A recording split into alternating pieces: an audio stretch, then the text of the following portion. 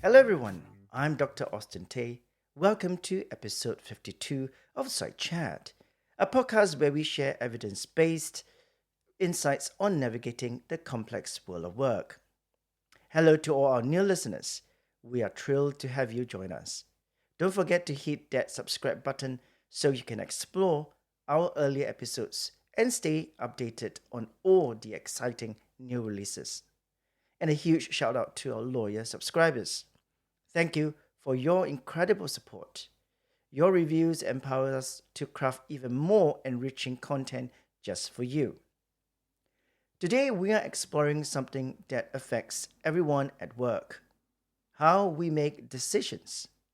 Drawing on research in cognitive science and organizational psychology, will uncover why even well planned decisions sometimes fail, and more importantly, what we can do about it. Let me start with a situation I'm sure many of you have experienced. Picture this: you're facing an important deadline for a major project. You have spent weeks meticulously planning every detail, analyzing all the data, creating detailed spreadsheets, and holding multiple meetings with stakeholders. You feel confident you have considered every possible angle. But when it comes to the execution, things start falling apart unexpectedly. Team members interpret instructions differently, unexpected challenges arise, and what seemed perfectly logical on paper becomes messy. Does this sound familiar? If you're nodding your head right now, you're not alone. We are experiencing what Herbert Simon, 1955, first identified as bounded rationality. And understanding it could transform how you approach workplace decisions. So, why we don't always make the perfect decision? You know that feeling when you have made a perfectly logical decision, but things still don't work out as planned. Well, there's a fascinating science behind this. Herbert Simon's groundbreaking research, beginning with his work on administrative behavior in 1947, challenged everything we thought we knew about decision making. Simon challenged the economic man model, which suggests that individuals make decisions by thoroughly analyzing every available option. Contrary to his perspective, Simon's research revealed that we function more like what he called the administrative man. This concept describes a person who makes reasonable decisions based on practical limitations and constraints. Recent neuroscience research by Viale and colleagues in 2023 has further validated Simon's insights. It shows how our brain's decision making processes differ significantly from traditional rational models. The researchers found that our decision making is deeply embodied, meaning our thoughts, physical experiences, and social interactions influence it. Research done by Petraka in 2021 shows that factors like your physical environment, social interactions, and even your body's state significantly influence how you process information and make choices. Let us now look at three real world challenges that shape our decision. Let's explore what Simon identified as the three fundamental bounds of our rationality, what I like to call our brain's built in processing limits. Recent research has expanded our understanding of each of these. Number one, our mental inbox has limits.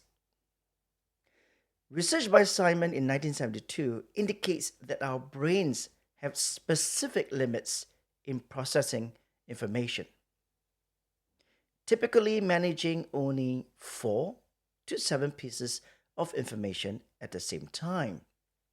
Now, the study by Viale et al. In 2023 shows that our brains filter information automatically, influenced by both conscious and unconscious factors. Recent findings in neuroscience revealed that we heavily depend on pattern recognition and mental shortcuts. Todd et al. In 2012 suggests that using these mechanisms can lead to more effective decision making, especially in complex situations. These cognitive limitations help to explain why having more information does not necessarily result in better decision-making outcomes. Number two, the crystal ball problem, or what we call incomplete information. Now, in 1955, Simon demonstrated that effective decision makers can work efficiently even when they possess only partial information.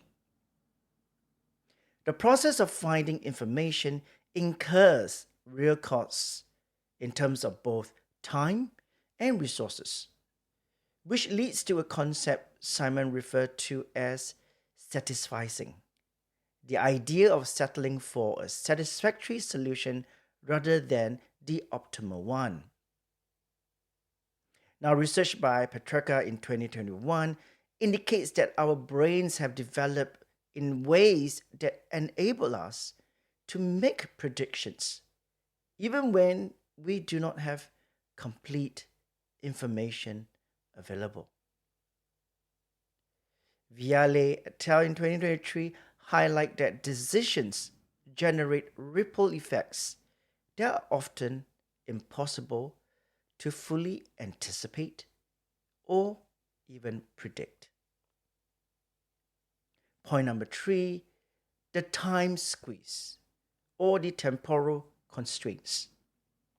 Now, Simon's research demonstrates that time pressure significantly impacts the decision-making process. Now, within organizations, decisions are made sequentially, leading to what Viale et al. In 2023 described as path dependencies. Time constraints necessitate trade-offs between the quality of decisions and the speed at which they are made. The pace of change in the environment often exceeds our ability to collect and also analyze relevant data. So, how is modern science helping to revolutionize decision making? Recent research has significantly enhanced our comprehension beyond Simon's initial thoughts. As mentioned, Viale et al. In 2023 uncovered 3 key aspects of decision making that traditional theories have overlooked. Number 1, embodied cognition. The research conducted by Viale et al. In 2023 explores the relationship between mirror neuron systems and social interaction. Their findings indicate that decision-making involves cognitive functions and sensorimotor regions in the brain, highlighting the complex interplay between mental processes and physical interactions. Petrarca's research in 2021 delves into embodied rationality, showing that our bodily states and physical sensations significantly influence the quality of our decision making. This suggests that our emotion and physical conditions can really shape our choices. Additionally, Viale et al. Discovered that decision making is intricately connected to our physical interactions with the environment during inactive experiences. This connection emphasizes the importance of considering both mental and bodily aspects when understanding how we make decisions.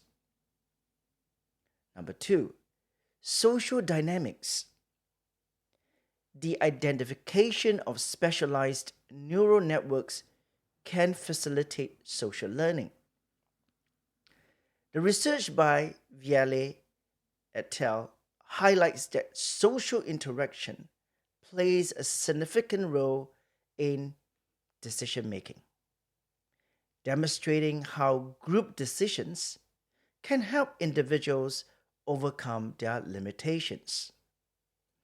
This concept is further supported by Galiase's study on mirror neurons and social cognition, which explore how our neurological makeup influences our social interactions. Research has demonstrated that significance of real-time social feedback can also enhance decision-making processes. Number three, dynamic systems perspective. In his influential work, Simon in 1981 underscores the significance of environmental adaptation in decision making. He argues that decision making should not be viewed as a one time event, but as a continuous and evolving process. This viewpoint emphasizes that our choices are not made in isolation, but are consistently shaped and influenced by the environment around us. Similarly, Viale et al. Introduced the concept of inactive problem solving. They delved into how our decisions are closely linked to various environmental factors, highlighting that the situational context is vital in determining the outcomes of our choices. Essentially, our decisions do not exist in a vacuum. They are affected by the circumstances we find ourselves in. Moreover, Petrarca in 2021 explores the mechanism of embodied rationality. He focuses on the importance of rapid feedback cycles, which play a pivotal role in improving the quality of our decisions. Petrarca posits that we can more effectively adjust our choices when we receive immediate feedback about our actions. This instant response not only aids us in making better decisions, but also enhances our overall decision making processes over time. So, what are the research based solutions for making better decisions? Drawing from both classical and contemporary research, here are 5 evidence based strategies for improving organizational decision making. Number 1, environmental feedback integration. Establish feedback mechanisms inspired by Simon's 1981 research on how environments adapt. Utilize what Viale et al. In 2023 referred to as inactive problem-solving strategies. Develop systematic feedback loops that effectively capture both explicit and implicit responses from the environment. Prioritize immediate feedback over delayed feedback, as emphasized by Petrarca's finding. Number two, social interaction enhancements. Utilize insights from neuroscience research to enhance social decision making networks. Develop collaborative problem solving activities that engage the mirror neuron systems to promote empathy and connection among participants. Design decision making processes that integrate diverse viewpoints, drawing on findings from collective intelligence studies to enhance outcomes. Implement social feedback mechanisms that align with what Simon referred to as procedural rationality, fostering more informed and reflective decisions. Number three, physical environment optimization. Design workspaces that accommodate various cognitive styles to enhance productivity. Incorporate principles of embodied cognition when arranging the layout of the workplace. Develop spaces that encourage both individual thinking and group collaboration for effective decision making. Utilize environmental cues to guide and improve the decision making process for employees. Number four, adaptive decision frameworks. Shift from optimization to adaptation by applying Simon's satisficing principle. Utilize iterative decision making processes informed by the latest research in dynamic systems. Incorporate flexibility into decision making frameworks. Aim to develop robust solutions instead of striving for perfection. Number five, cognitive load management. Acknowledge the cognitive limitations as recognized by Simon in 1972 to improve decision-making effectiveness. Break down complex decisions into smaller, manageable parts to facilitate analysis and action. Consider the impact of decision fatigue as highlighted in recent research and implement strategies to mitigate its effects. Incorporate reflection time based on findings from embodied connection studies to enhance understanding and retention of information. So, what are the practical implementation you can follow? Now, research conducted by Valet and Tell indicates that for successful implementation, several key elements are essential. Number one, regular assessments of decision-making environments. It is crucial to regularly evaluate the context in which decisions are made to ensure they remain relevant and effective. Number two, continuous adaptation of processes based on feedback. Processes should be adjusted continually based on the feedback received from stakeholders, allowing for ongoing improvement and responsiveness to changes. Number three, integration of social and physical factors in decision systems. Decision making systems must consider both the social dynamics and physical environments that impact decisions, ensuring a holistic approach. Number four, recognition of both formal and informal decision processes.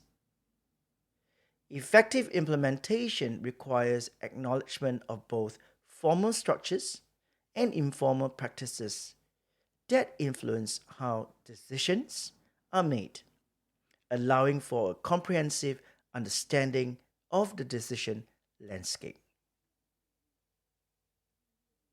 So, based on the insights from today's research that I share, I encourage you to explore and modify your decision making process throughout this week. Number one, observe your physical state. Notice how your physical feelings, such as stress or comfort, can affect the decision you make. Number two, record environmental influences. Keep a log of how various environmental factors like noise levels or lighting impact your choices. Number three, examine social interactions. Reflect on how your conversations and interactions with others influence your decision making. And number four, experiment with feedback mechanisms. Try different types of feedback, such as constructive criticisms or positive reinforcement, to see how they affect your choices. Share your experiences using hashtag #SideChat, while as Petreka 2021 suggests, self-awareness of our decision-making processes is the first step to improvement. Effective decision making is not about achieving perfection. Rather, it involves skillfully navigating our natural limitations.